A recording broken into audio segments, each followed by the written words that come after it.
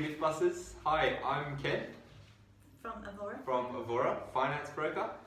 I'm Debra Beck-Mewing from Crave Property Advisory.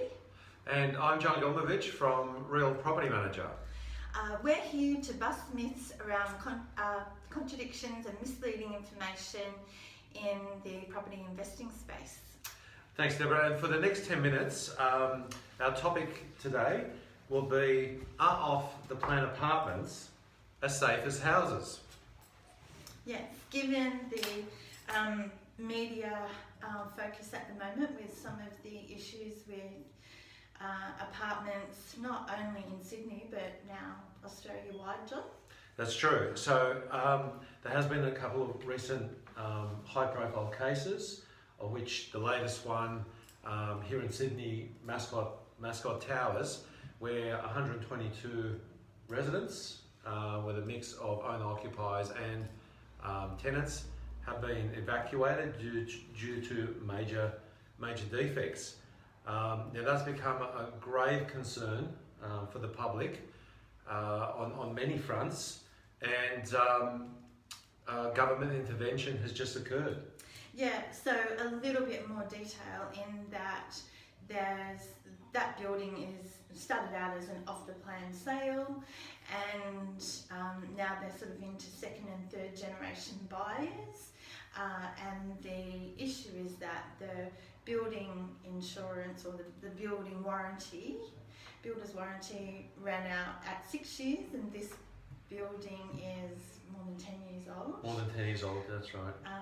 Yeah, but it's not, like, we're just talking generally about buying into high-rise apartments, I guess, because it's not only about how old they are. Absolutely, and with any purchase, there is risk. With any property purchase, there is risk, but in particular, off the plan and high rise in particular, I would put it in the high risk category. Yeah. Well, the bank certainly got to share that view as well, John, because there's inherent risk with off the plan purchases. Generally speaking, pre-approvals, they can last up to 90 days, and when you buy a property off the plan, normally it's 12, 18, maybe 24 months out. So from a borrower's perspective or an applicant's perspective, things can change during that time. So over the last 18 months, we saw a decrease in borrowing capacity. Prior to that, we saw lenders reducing LVRs, so meaning that borrowers had to put more of their money in to secure the property. So credit policies and the home loan market can change quite drastically over the settlement period prior to settlement, and that's a risk for the purchasers. Well, and also for the banks. Yeah. Yeah, so it's very interesting. I mean, given the facts now established that yes, there are great risks. There are financial risks for the property owners as well as the banks who are financing these products. Yep. The media has now turned attention on what sort of impact will that have on valuations. Yeah. Well, and resale price. Yeah. It's interesting because the banks are. I know of a lender who is only going to be offering 70% maximum LVR loans for high density apartments, which is categorized by 5 levels high, with more than 50 units, excluding car spaces and things like that. Those levels for those parking. So, yeah. So that makes sense too, because something that I have only learned recently is that the insurers have walked away from insuring anything over, I think it's 5 levels. Yes. Which is crazy. Yeah, it is. And so here's another myth that all of a sudden, especially if you're a new purchaser, that you think that there is an insurance policy on the building that's going to cover you financially. Well, the fact of the matter is, coming out of this case, it's not, because there are time lapses and there are exclusions in both building policies and landlord insurance. So most of these investors are not going to get paid out for loss of rent, unfortunately. Yeah, so even though they've been paying their landlord insurance, because of the complexities of the issues with the building that excludes them from the coverage. Correct. So there are specific policies out there, and that's probably will put them in the majority. That they will not be paying if it's related to a natural defect rather than a natural cause or natural disaster, such as a water leak through broken with plumbing. rain or broken plumbing. Yeah. Out of curiosity, just to kind of shift the dynamics here, I guess, a little bit, or look at it from a different perspective, is there any real benefits to purchasing high density or making off the fan purchases for units? If someone was so keen to absolutely do, I mean, from an owner-occupied point of view, I guess if you're wanting something new, etc., there's an emotional tie to the property. But from an investor's point of view, do you have a point of view on that? I certainly do. Yeah, I definitely do. Sure. So often people buy into these types of apartments because there's a particular location that's attractive, or they might have a really good view, but the downside of it is they will get hard sold into buying these types of properties because of the negative gearing and depreciation that they'll get from it. But if you're an owner-occupier, it's usually because, it's a little bit cheaper than buying a full-on house. Right. It is. So price point does play a crucial role in this, as well as over the years we've seen some change in relation to the type of dwelling people want. Not everybody wants their quarter acre or big backyard and the mowing lawns. Maintenance. So apartment living offers that easy commuting, park yourself and settle in. That's all you really need to get on and to do, and get on with your work in your life. So from a lifestyle perspective, apartments are very, very desirable.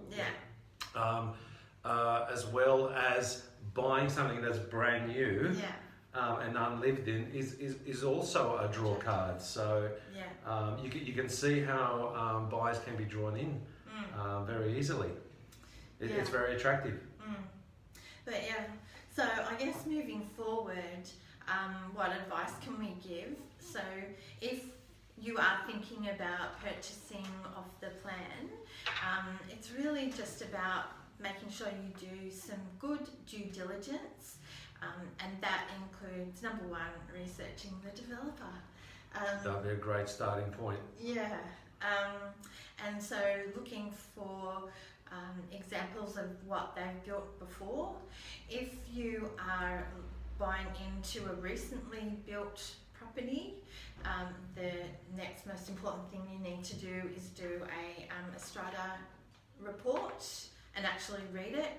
So in the case of the current issue that we've got in Sydney at the moment, there's people that purchased into that Mascot building only, I think, 6 or 3 months ago, but the issues were pre-existing, like from 2011, I understand.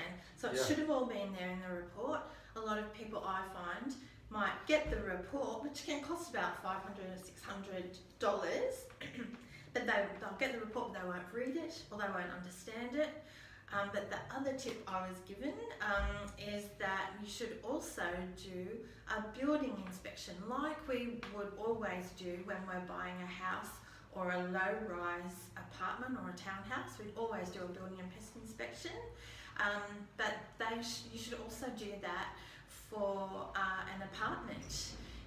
And there are absolutely there are specific strata experts going out there doing these inspections, and they know what to look out for. Like the concrete cracks. So like in common areas, communal area, deficiencies. That makes sense. And I was told to, like, you can just walk outside the building and just see if there's any cracks in the balcony cement. And also roof and water, just like we would with anything. Just making sure the pipes go into the ground the right way, and some obvious things. Yeah, I mean, look, it's very easy to get caught up in purchasing something new, and you think new, well, surely there's got to be nothing wrong with that. And I do have a warranty period, but what we find is, and these two examples, Opal Tower and Mascot Towers, that somewhere along the lines of 6 to 10 years on, this is actually the period where problems start happening. Yeah. And unfortunately, currently, in New South Wales in particular, 6-year rule on major defects. So the developer gets to walk away and the builder gets to walk away without any repercussions, and you're stuck with funding, which we know now runs into the millions of dollars in raising special levies and funding this defect rectification. Yeah. Not everybody's going to be able to afford that. Yeah. And I think the other most important thing is to do a really good comparison check. So, and this is something that we have a lot of success in doing for clients. They'll be focused on one particular building that will be massively overpriced, and we just suggest that they look, further down the street, just across the road, and they might find a property that is much more cost effective, and you can see the history, and it's a much better purchase. I guess it's unfortunate, but it's a bit of a catch-22 that you can't try before you buy in these circumstances. You can't go for a test drive on an apartment. No, you can't. So there's that risk element, and you really have to do your research, dot the I's and cross the T's, and do invest a little bit more into doing those reports. It's very, very important, and they're there for a reason. Yeah, absolutely. Okay. Agree. I think. All right. Well, that's interesting chat, and as that evolves, we'll keep you posted. Yep. But otherwise, thanks for watching. Otherwise, thanks for joining us. And if you'd like to find us, you can find us across a few social media channels. We'll be on YouTube. Yep, we're on the Property Mythbusters YouTube channel. There's the Mythbusters Facebook group, and also our own social media, so Avvora, Crave Property and Real Property Manager.